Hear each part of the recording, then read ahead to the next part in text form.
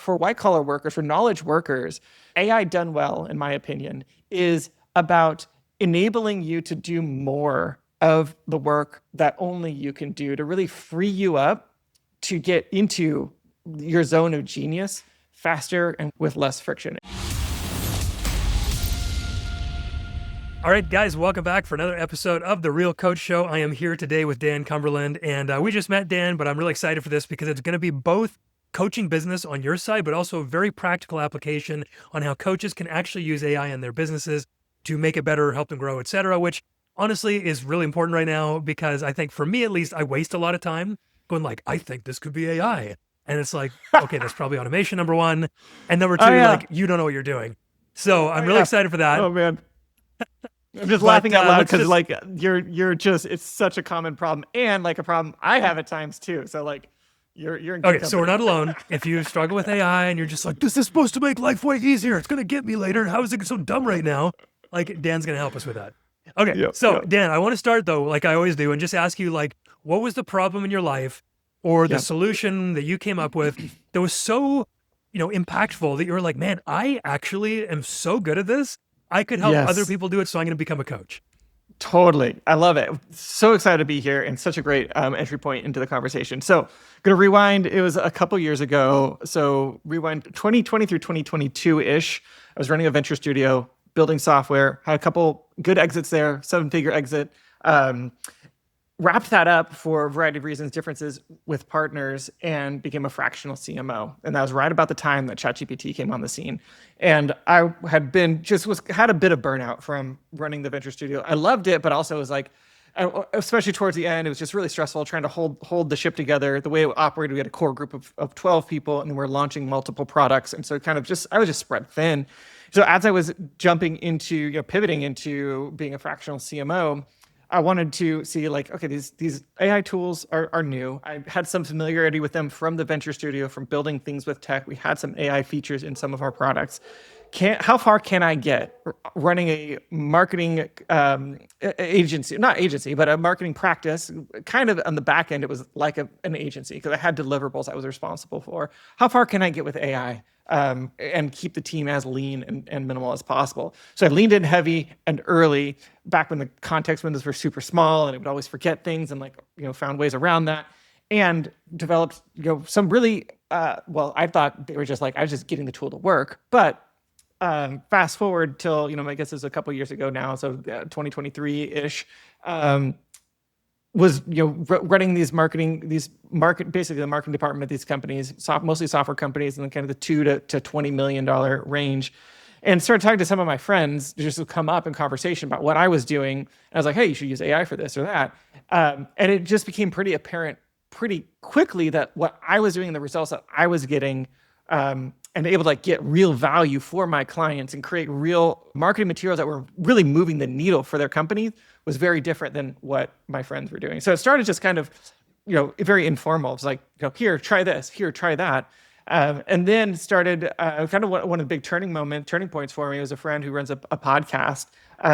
And he was big on LinkedIn and was repurposing his content and was really struggling with it. I was like, let me fix this for you. So I built what I call a training document, a context document that distills down everything that is about his brand. So who he is, who he serves, what he offers, what his voice is, how he writes in that specific platform, on and on. And I can talk through like a framework for this later, but into a condensed text file that he could then drop into his AI and say, follow the brand guides here and take my podcast and make it into XYZ pieces of content.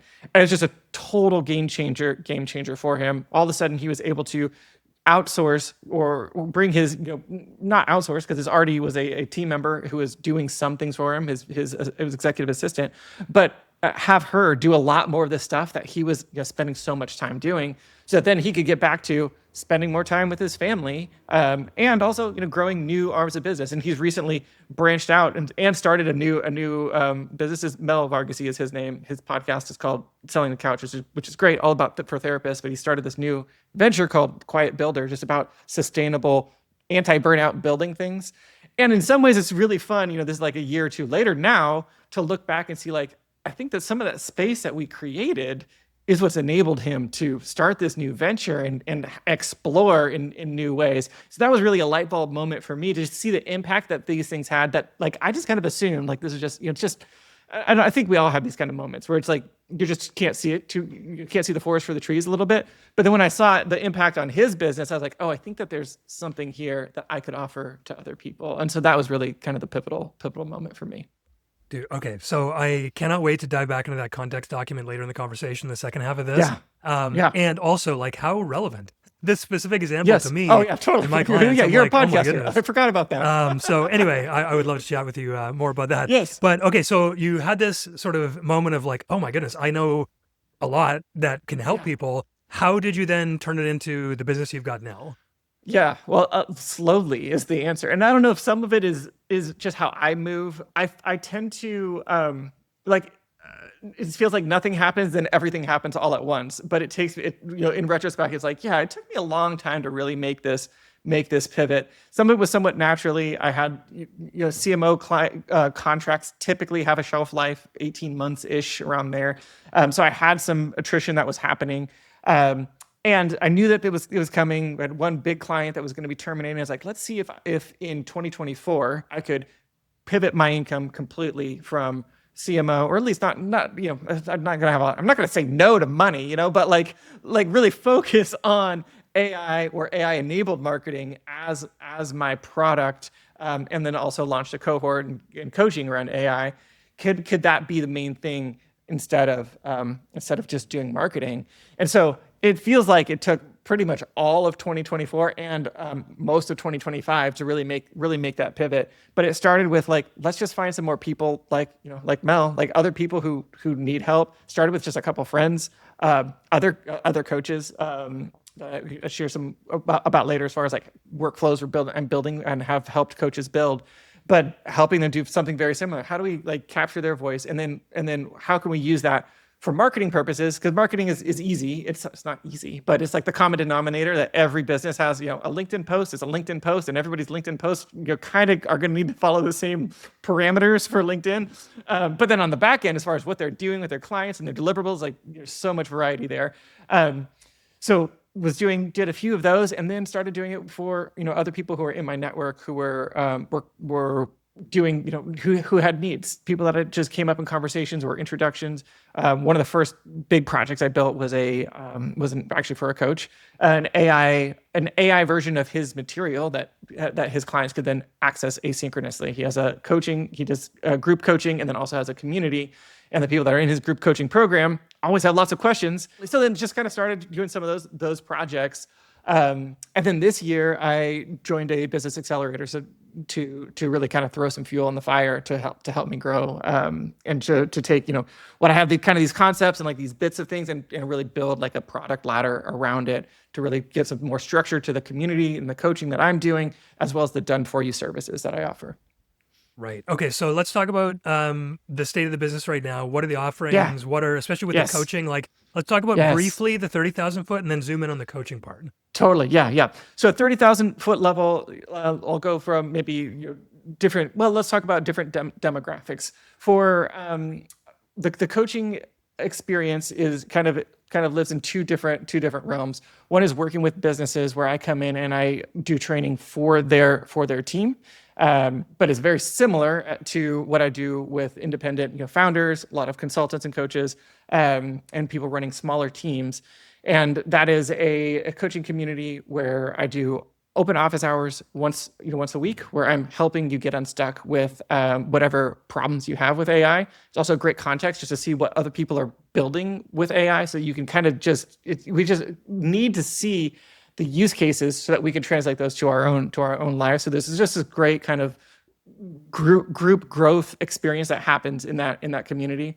And then I also have like a pro tier level where I'm doing like a lot of workshops and more intentional education. There is like a fundamentals async course that's a part of the community, but then a lot of the coaching is happening in those live sessions. And then I'm also doing these workshops around specific workflows, specific tools, etc. So that's the community, that's the coaching side of things. And then I do a handful of other AI enablement related products. So I build AI strategy or implementation plans where I come in and audit a company, figure out where they can get the most benefit from AI as far as value creation or workload, minimization, if that's how you want to say it, decreasing the time and effort that it takes to do the things that they're doing. And then I put together a bunch of recommendations, some specific workflows and tools that they can use that then I can help them build, or they can take that to somebody else.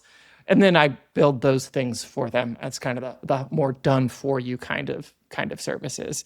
And then kind of the top level, I guess you would say, is like a retainer where I'm coming in, building tools, and then also often giving marketing leadership or AI advisory.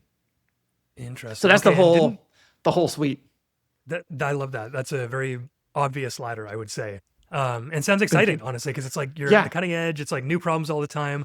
But didn't we talk last time about like, wasn't there a report that said 95% of AI projects are failing or something like that? Can you remind me about that? Yeah, I mean, there's so many statistics like that are Maybe like the one that jumps out to me that just came out. I don't know if that's not a statistic that I have like at the tip of my tongue, but one that I just did read is that 40% of AI work, 40% of workers who are using AI are spending more time fixing the slop than they are actually saving time with AI. Oh, so relatable.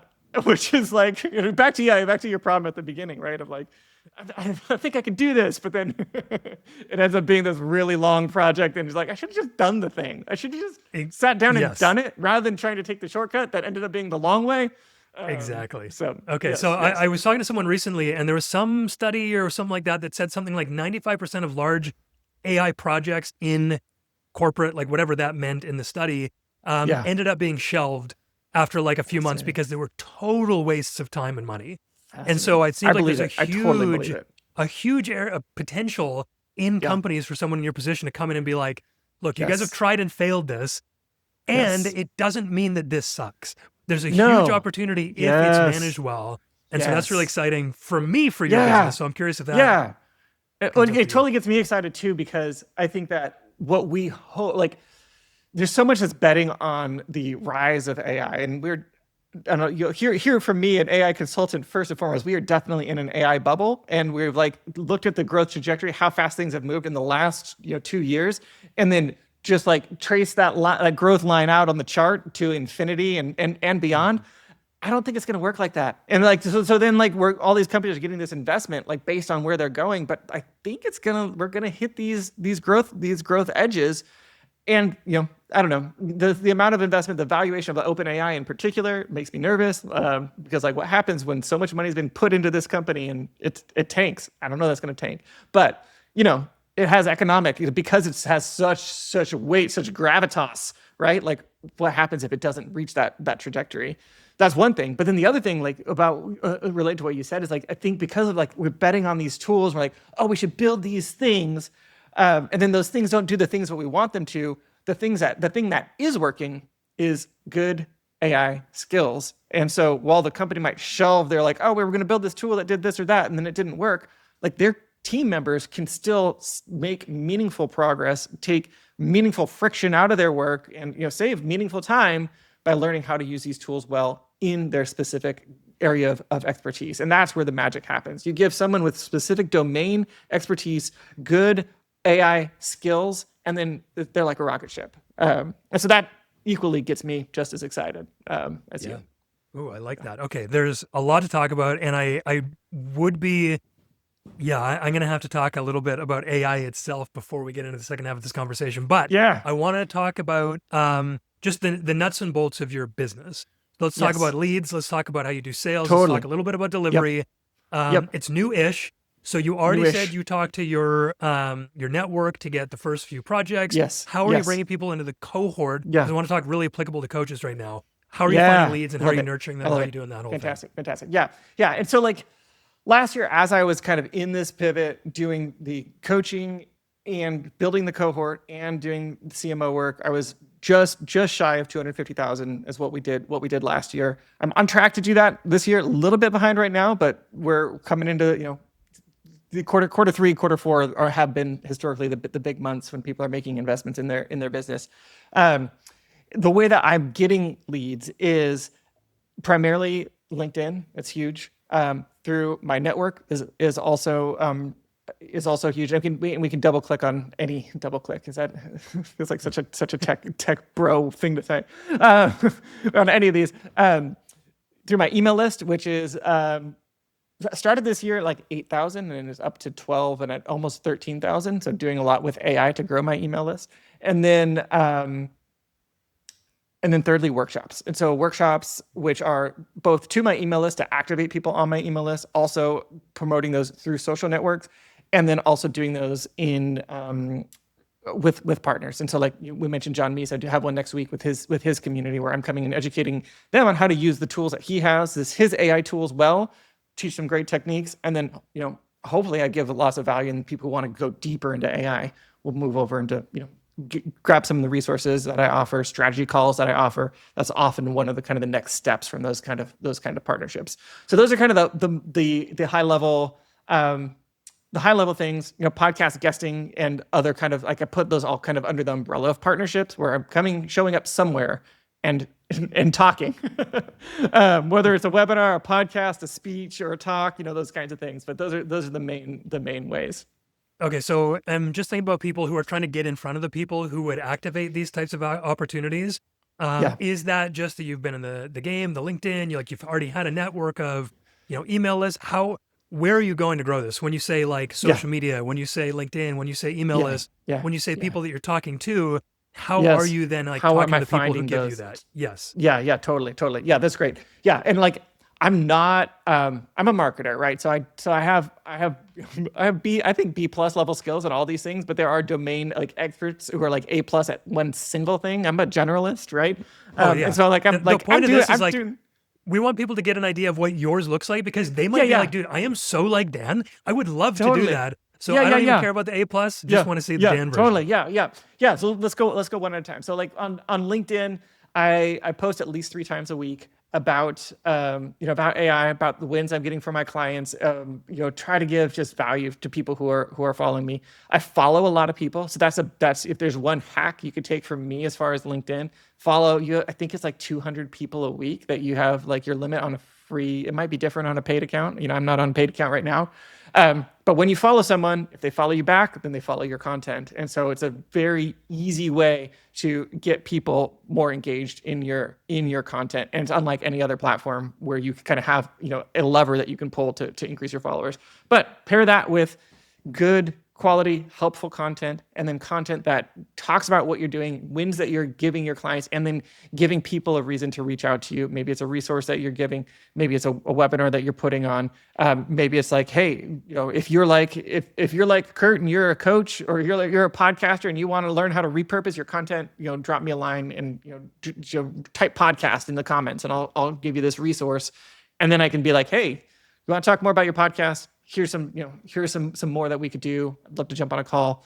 Those kinds of things to like just get people like raising their hands to say that this is the kind of thing I'm interested in, and then starting a conversation. And really a lot of it comes through conversation. I've had a lot of wins through LinkedIn by like really with workshops that I share just like that. Like, hey, on Thursday or 2 weeks from now, I'm going to show you how I'm doing this specific thing, around content, especially on LinkedIn. People are interested in that. How I'm creating content on LinkedIn, repurposing my content using AI. I'm going to show you the systems that are helping me gain 11 followers a day, and has helped me fill my last cohort. Come to this free workshop.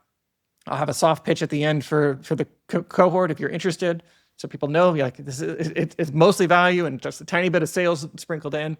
And then I get a lot of, just because I'm on LinkedIn engaging with other people, sometimes those get shared by people in my network who are just like, they're just fans. Like when you're a fan of people, and that's kind of my kind of default stance is I'm just like the biggest cheerleader for people in my network, because I just want to see people win. Sometimes to a fault, right? Like that I just almost give too much at times.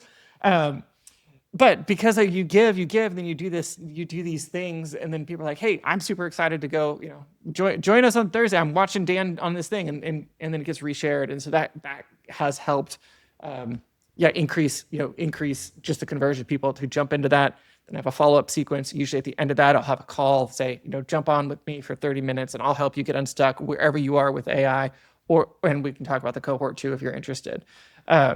It's like those are some ways. As far as LinkedIn, those are most of the things that I'm doing. The other piece that is helpful there is I have a handful of friends that there's really, I mean, there's a handful of people that like I'm commenting on their stuff every day. They're commenting on my stuff every day. Some of it's very intentional. I have like 3 guys that like we're at least Monday, Wednesday, Friday, we're posting at the same time. I'm looking for their content. And it's just this extra bit of like, I know that they're going to be looking for me. And if I don't show up and post something, then I have to go, and I have to go. And well, I'll say this. And I just to hold myself to hold the bar high. Hey guys, I'm sick today or traveling today or whatever. So I won't be posting. And so I have to like communicate to them. And just the accountability is just super helpful to keep the consistency, but it also helps build those relationships. And then there's a lot more of just informal people that you just get to know. You get to know them through their content, and over time, this can turn into conversations and just building rapport. And you get to know someone through their content over weeks and months and years. So that's most of what's happening on the LinkedIn side. Very cool. Okay, that's awesome. Is there anything else marketing wise? Because I think that's what a lot of people, at least that's what I'm somewhat interested in.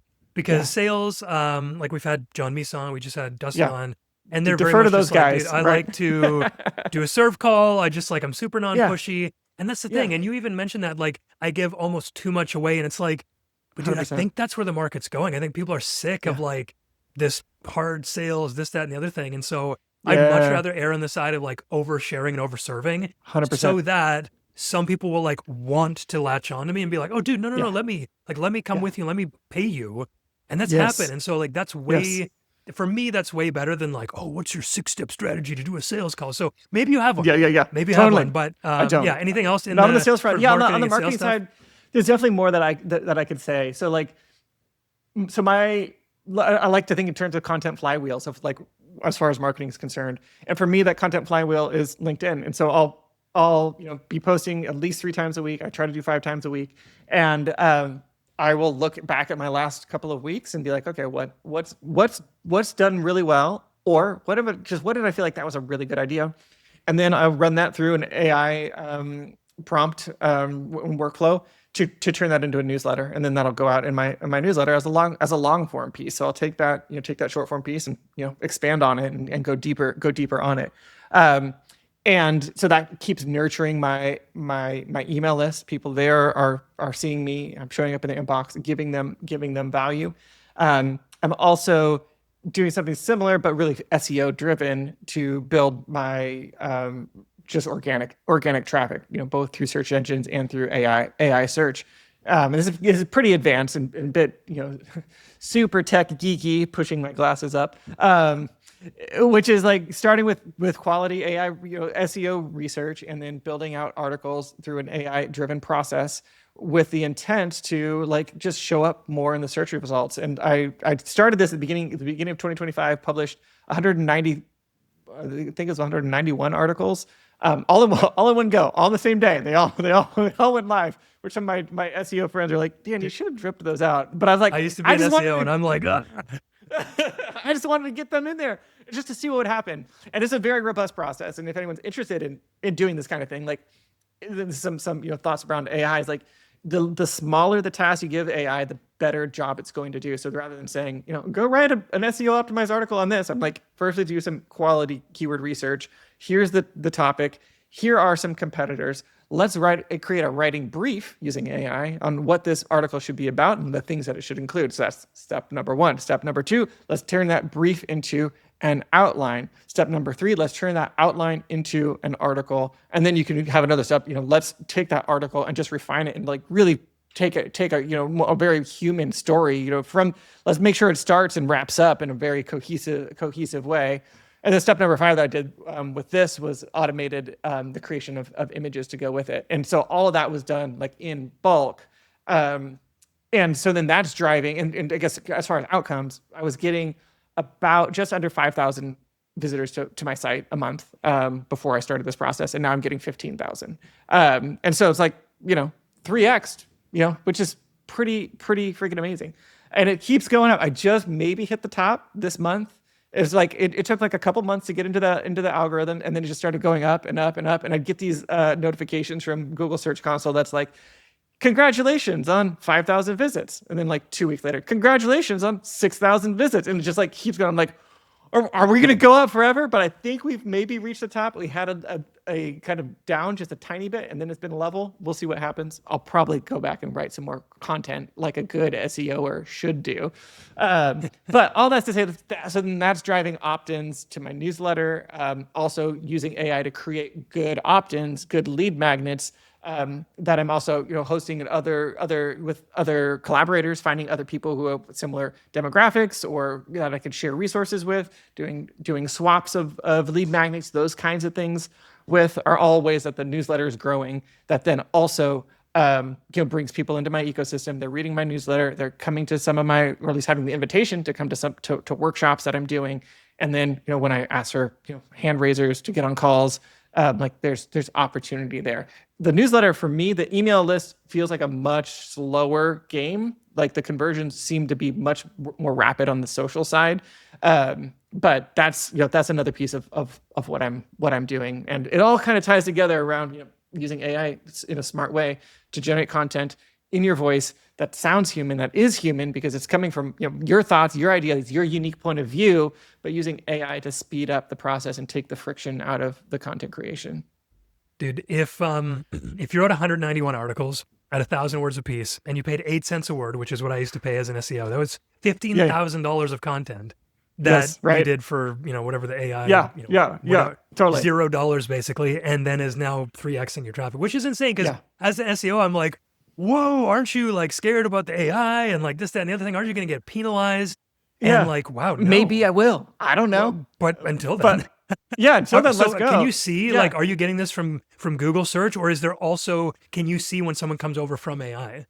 Yeah, so you can't, not in Google Search Console, but you can, like if you're using other tools like SEMrush, they will give attribution for AI. I don't really know how all of that is tracked, right?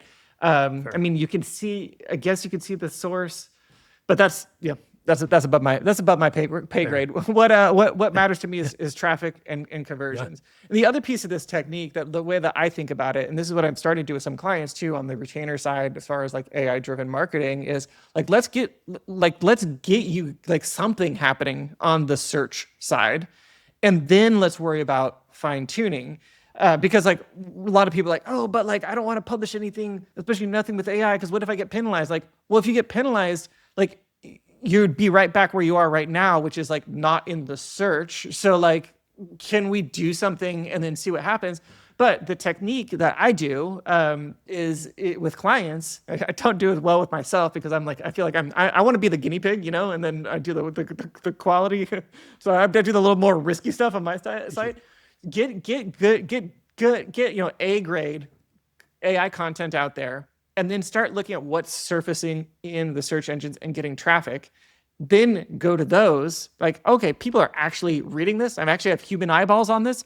Let's go and let's brush that up, and let's spend my human time improving it, maybe making it longer, maybe optimizing it more for AI search with more like question and answer formats, those kinds of things. And so it's like, let's just get the stuff into the algorithm, and then let's go back and let's fine tune and let's polish the stuff that matters. Because a lot of it's not going to be seen by very many people. Of those 193 articles, it's like 20 or so that are getting like, it's the 80-20 principle, right? Like that are getting 80% of the traffic. And so let's focus on those 20 and make those really good. It's a lot cheaper to make 20 articles good than it is to make 193 articles really, really good, right? So that's totally another part of the strategy there. That's fascinating. Thank you for diving into all that. That's like, I hope so it's not many overwhelming like little for some people from this right now. And I'm like, oh my goodness, do I even have enough money to pay Dan to teach me all this? Oh my goodness. Anyway. Well, you can join my cohort, which is, which is more affordable. Yes. Well, that's what I'm thinking. Okay. So Dan, before we dive into like, here's the actual, you sent me at least 4 case studies and workflows that we're going to give coaches in a sec.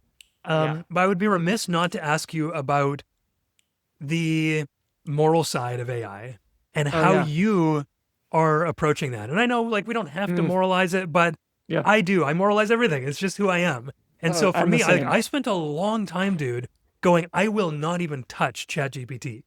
And I just like, I was convinced there was something wicked about it, something weird that's trying to like distract people from being people. and then we get sucked Yeah. into it. And then not Yes. even that it would take over, but that it would destroy souls along the way. Now, Yeah. we don't have to theologize it or whatever, but like, how have you looked at this as being so deep in it now? You must Yeah. have thought at least something about this. So give me your Oh, take. I'm really so curious much. about this. I have so much to say on this, and I love that you say theologize. Whatever maybe the theology of AI. I think is a fascinating, fascinating headline.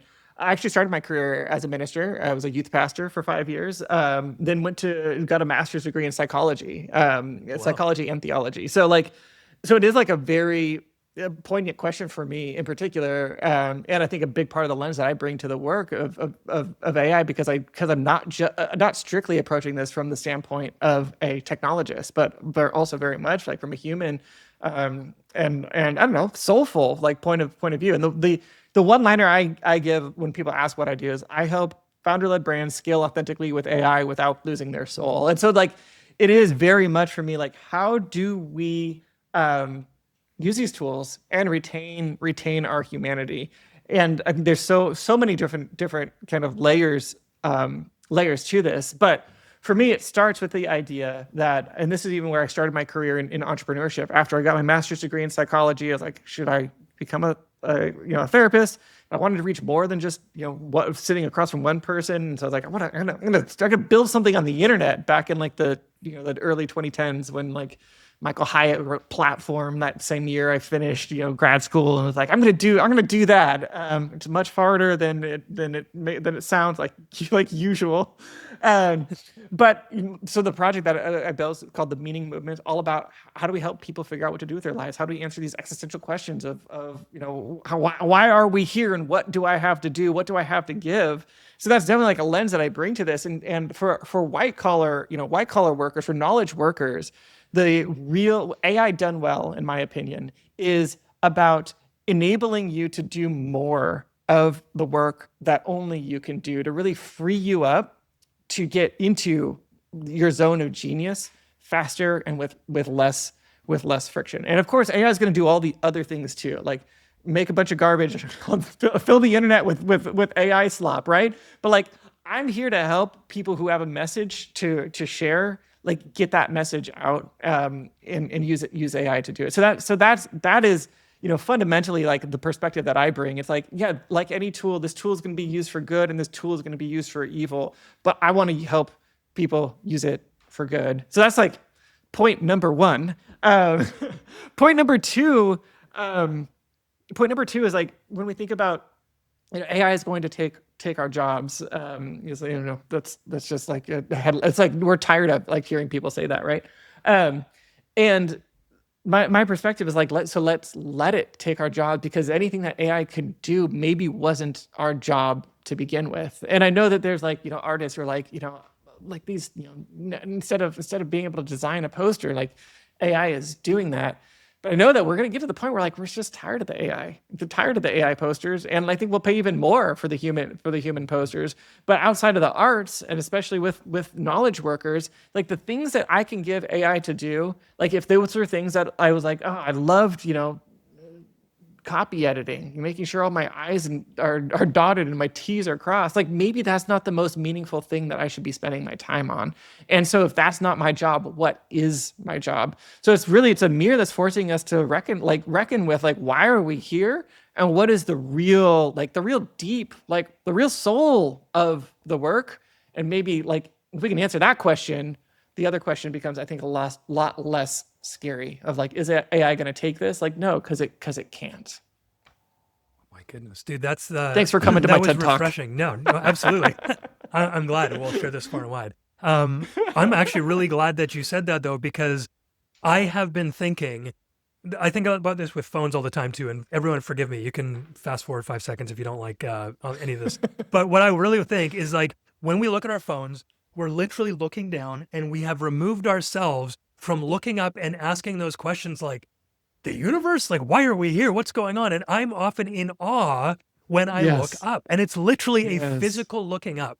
And so this is my little soapbox about phones. Is like, you're being taken away, and I will theologize and be like, I think there's, wicked evil at work here that's stealing us from wondering more about why we're here, which for me points to Christ. So it doesn't have Yeah. to for you, but it does Yeah. for me. Yes. Yes. Now, I when love that. we're also with AI, I imagine people going like, they're just getting angry, which they are, Yeah. which again is the enemy, but people only getting angry. And then there's like no point for anyone to do anything anymore. But what you just said is fascinating to me because it strips everything away. And maybe it will strip us away so much that we're forced to look into who we are and why we're here. Yes. And maybe that will lead to more people coming to God and like, Yes. okay, now I've got a little bit of hope. So anyway, thank you Yes. for saying that. I know that's not Beautiful. necessarily what the podcast is for, but man, I love really it. appreciate I that because love I've it. been a bit of a downer with it. Like I Yeah. gotta use it And now. it Like can it's go pretty there, useful, right? but Yes. so that's really helping me. Yes. So thank you. Yes. Um, Absolutely. I do Absolutely. want to make sure we have time for the Yeah. workflows. And I know you gave me Yes. 4, so like we've got I think 15 minutes left. Okay. Great. You help me Let's go. understand time-wise what we're going to get through. You said mining sessions for marketing content, using Okay. AI to reveal blind spots, recurring themes, and for self-analysis and improvement, summarizing sessions to mark transformations, and using AI for async insights for clients. In other words, an AI trained on your stuff. So can we cover some of those, all of those? What do you think would be most useful for coaches? We can. Well, I think that all of them are possibilities. And maybe what I'd like to know from you is like, what's as a coach, like where do you want to go? Like I could tell stories about each of these, and or I could just like, give a high level, and then we can dig in deeper. What's helpful? I really okay. So I'm just trying to think about this now. I like number 1 because I'm always looking for content ideas. I also like number 2 because I think it's super useful for the coaching itself, and not a lot of people talk about coaching anymore. It's just like, how do you market? And so maybe let's do that one. And then if we've got time, maybe talk about the last one, because I know you said it was kind of obvious, but like, I don't know how to do that. Like, what do I put in there to make a version of me? So where am I getting marketing ideas? Am I just like putting my podcast transcript somewhere? Help me out. Yes, this is great. This is great. Okay, so what's interesting is like 1 and 4 are actually pretty similar. So it all starts with making sure that your AI knows as much as possible about who you are, who you help, what you do, and then also what you're trying to create. So I use this framework, I referenced it earlier, called the Power Framework.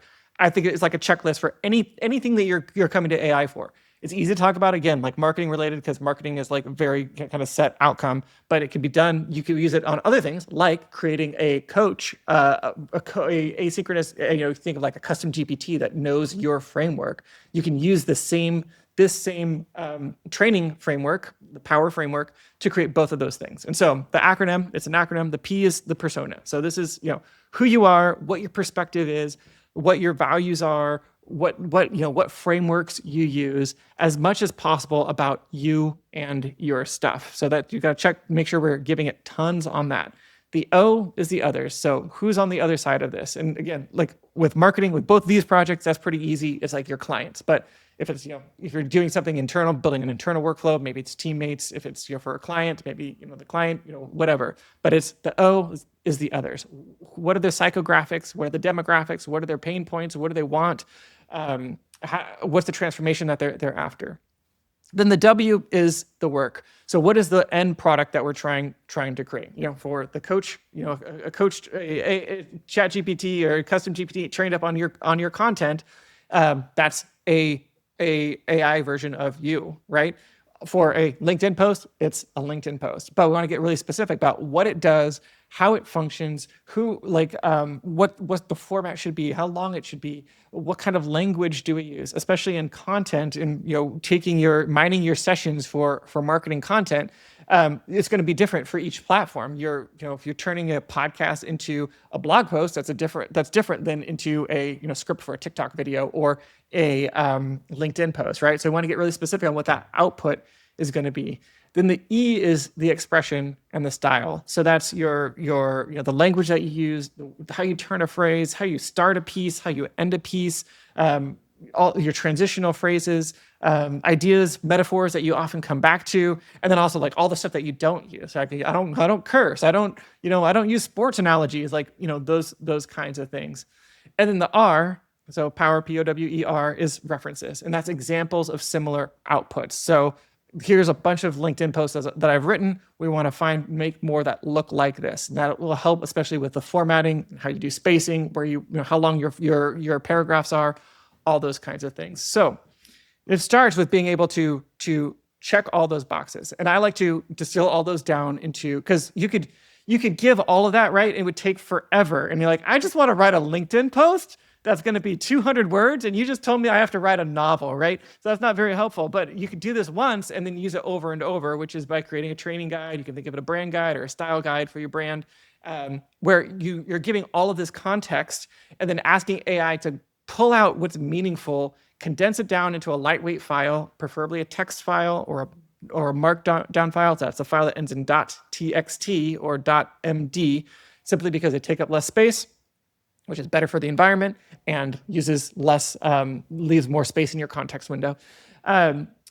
And so have AI help you distill all that down. And I can teach you how to do this at aitrainingguide.com. You can opt into my newsletter there, and then there you get this doc that you just drop into your AI and say, follow this process, and it will do this for you.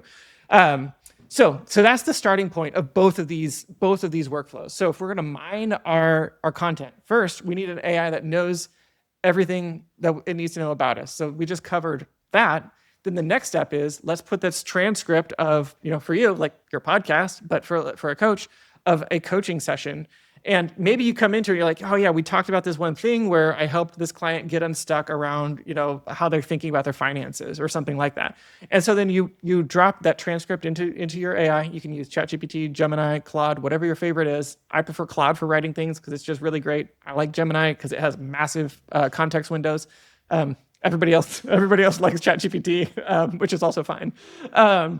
But drop in that transcript, give it that context document that checks all those boxes, and then say, in this session, you could either just start just general, like based on what you know about me from the style guide context document attached, pull out 10 ideas for LinkedIn posts that I could write from. Just give me a headline for each.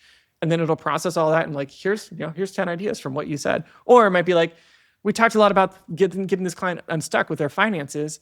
I had some good ideas there. What are some ideas? Like, give me 3 different LinkedIn posts or 3 different, outlines of a LinkedIn post around those ideas. So then it spits those out. Then you can take those and then say, okay, let's write number 1, or whatever it might be. So I feel like it's such, like, especially coaches, you're just like Scrooge McDucking in content gold, just like swimming in it. And we're like so blind to it because it just gets lost into the ether, right? But we have these transcripts. If you're recording your calls, use those transcripts to feed your content machine, because you have so many great case studies, great insights, great aha moments that you can be showcasing and writing, and sharing with your newsletter, sharing on LinkedIn, and et cetera. And AI makes it so much easier to do this than it ever has been. And you can also, if you want to take this to the next notch, like take it up a notch, like make an automation where maybe your, whatever call recorder you're doing saves those transcripts in a certain place. Then you have an automation that watches that folder, and when a new text file drops in, it pulls out a few ideas based on what it knows about you, because you've given it some really robust context, and then it does something with that. Maybe it sends you an email with, like, at the beginning of the day with, like, here's 3 content ideas for you to write about or continue to develop. Or maybe it drops them into a spreadsheet. So you have your content library spreadsheet that's just like full of more ideas than you know what to do with. So we never have to be staring at a blank sheet, blinking cursor ever again. We just have to create these systems that capture these ideas, process them, and put them back in front of us, that we can either just take them as like a Spark file where it's like, oh, here's a great idea, I'll just write this, if you just like to write. Or you take that idea, you put it to your AI and have your AI draft it, and then you refine it. But you're doing the hard work already in the session, and then you need to spend a little bit of time just formatting and really making it making sure it's human before posting it. But all that middle work can be done with AI. So that's number 1. And I probably used up all of our time right there, didn't I? Do we have time to go into? We got 8 minutes. Okay. So, any thoughts about that before I go on? Because I feel like I've got a million thoughts about that, but now my mind is racing. Like, how am I going to have enough time to just implement all of this? Because I can see so many different layers in the automations. Let me just think about this for a sec. Just practically, I know. So the only thing that I've ever used is chat. So maybe I'll look into Claude or whatever. Could you just then create a project, which I think is maybe like a new version of a custom GPT, and just load all this in? So you've got I've got a LinkedIn one now. And so whatever I do, it's already got the context document. And from now on, here's this new document in there, use this and just like give me some stuff. Exactly. So that it becomes a Yes. little bit more easy so I don't have to load up a context document. Yeah, every so you're time. not always having to deal with these extra files and stuff. Absolutely. Okay. So you can do Cool. that. And you can also, there are other tools. I imagine at some point ChatGPT will do this, but there's a tool called Typing Mind, which is a really great, it's a different UI that allows you to access the same, all the same models. But there you can have these kind of, you can have training documents loaded up into different, they call them agents. Agents is a confusing word, but then you can call them into the chat just with the @ sign, which is just super cool because you could just be like, you have your writer, right? And so then or maybe you have your idea extractor. And the only thing that does is pull out ideas. And then you're like, at Kurt Writer, turn number 1 into a post. And then it builds it into a post. And then you're like, at Kurt's hook writer, give me 10 different ideas for a hook. And then it's just like, so then you're not like copying, pasting between different things. And you have like very specific tasks that you're taking to each of these kind of trained up AIs without having to jump around or relying on one general purpose, like training document to do all of the different specific things, if that makes sense. Again, like the more specific the ask, the better the output's going to be. So you want to create the context where the parameters are narrow enough to create the output that you're looking for. Okay. Do you have a recommended automation tool that you use with these? Do you use like Zapier or N8N or something? Yeah, like that? I use Zapier and Make are my primary tools. I hear great things about N8N, but I just haven't had a need.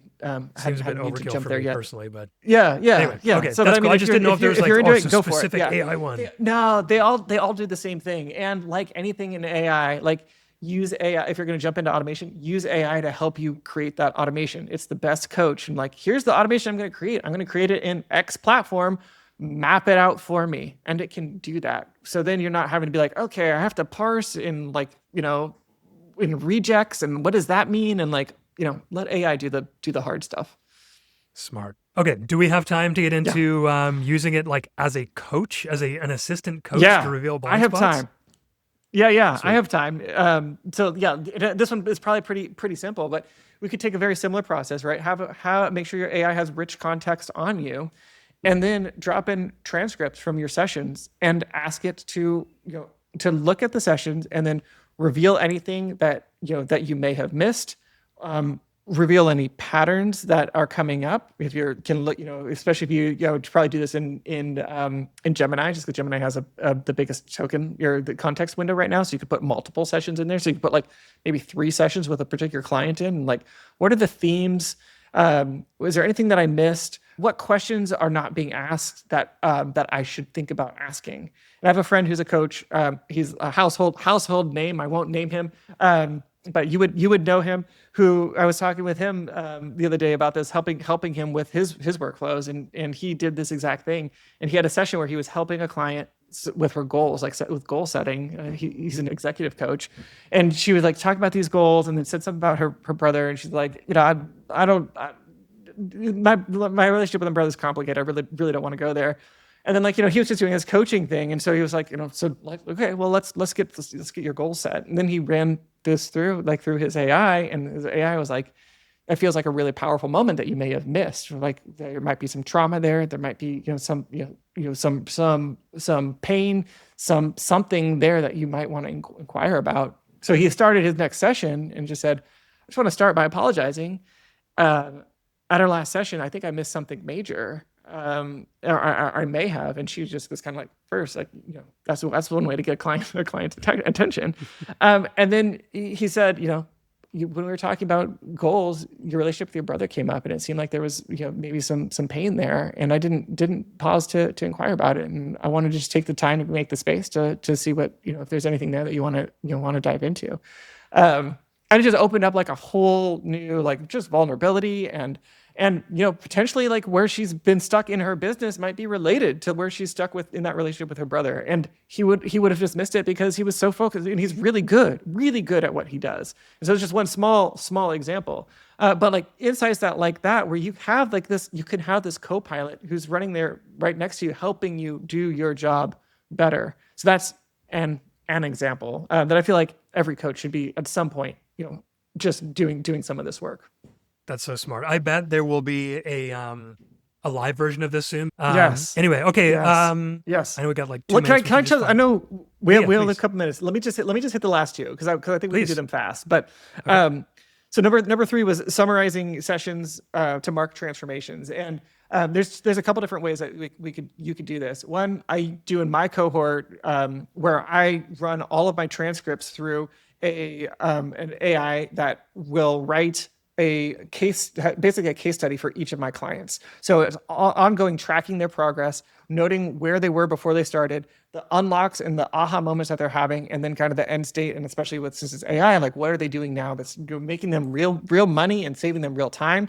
So then for marketing purposes, I can always, pull these in when I want to like write a piece of content, but then also especially for coaches, like, especially if you're an executive coach or like, especially these kind of softer outcomes, like you have a documented transformation of where this person was, what they were stuck on, what you helped them with, and where they are now versus where they began. And I have one coach that I work with who she has an assessment that she always starts with. It's kind of like a jumping off point into the work for her. And she doesn't like track all the stuff along the way, but at the end she'll do have the person take the assessment again, and then she has a prompt that compares and then writes a report based on the beginning assessment and the final assessment. And so then when she wraps up with her clients, and she has a pretty set number of sessions and a set program, they can stay on with her for more open coaching. But as she's going through her process and her framework, at the end of that, they get to go out the door and with this like report that's like, here are all the things, here are all the ways that you made progress through this, which is like just helping like take what can feel, especially for some coaches, like these soft skills that are hard to put a finger on, and letting AI help like articulate that back to the client. So the client goes out the door feeling so much more, like they just see the value. Like they might feel it, but now they see it kind of mirrored back to them, which is just, super, super powerful. So lots more I could say about that, but then just the last one. So number 4 was just the coach AI. Again, it's kind of like this first one where like, first you got to train an AI up on what you do, make a really robust context document, but give it like really specific instructions as far as like, back to the power framework of the work piece. The work product that you're trying to create is an AI version of your content where people can ask certain questions and get responses. And you want to give it lots of questions like this, like this, like this. Feed it as many kind of questions as you can think that it would want, and then have it help you write the training and instructions that then you can feed into, whether it's a custom GPT or whether you use a separate platform. And there are platforms that like do this just specifically for coaches, but you don't really need them because you can just do it yourself, using that power framework. And again, at AItrainingguide.com, it kind of walks you through this whole process. But that's all 4. I think we got all 4, and I think we made it in time, or at least pretty close. We did. Amazing. Thank you so much for sharing all of that. And okay, so you just dropped a link.